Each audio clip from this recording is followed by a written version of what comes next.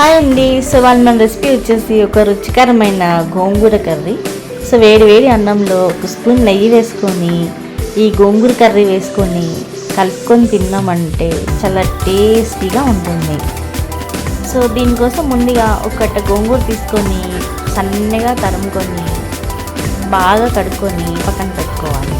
తర్వాత 4 medium size onions తీసుకొని సన్నగా కట్ చేసుకొని పక్కన పెట్టుకోవాలి. అలాగే ఒక 3-4 వెల్లుల్లి తీసుకొని కచ్చపక్కగా దంపి పక్కన పెట్టుకోవాలి. తర్వాత స్టవ్ వెలిగించుకొని ప్యాన్ పెట్టుకొని అందులో సరిపడినంత ఆయిల్ వేసుకోవాలి.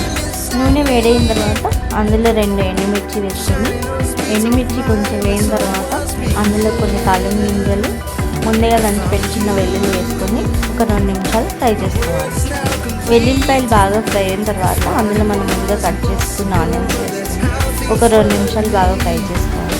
ఆనియన్స్ బాగా ఫ్రై అయిన తర్వాత అందులో కొంచెం కరివేపాకు కొంచెం పసుపు వేసుకొని ఒక 5 నిమిషాలు బాగా ఫ్రై అయ్యేంత వరకు ఉంచుకోవాలి. ఆనియన్స్ బాగా ఫ్రై అయ్యేంత వరకు కలుపుకోవాలి. ఆనియన్స్ బాగా ఫ్రై అయిన తర్వాత అందులో మనం ముందుగా క్లీన్ చేసుకున్న గోంగూర వేసుకొని గోంగూరలో వాటర్ అన్నీ పోయేంత వరకు బాగా ఫ్రై చేసుకోవాలి. గోంగూరలోని వాటర్ అంతా పోయేంత వరకు ఒక 10 నిమిషాలు బాగా ఫ్రై చేసుకోవాలి.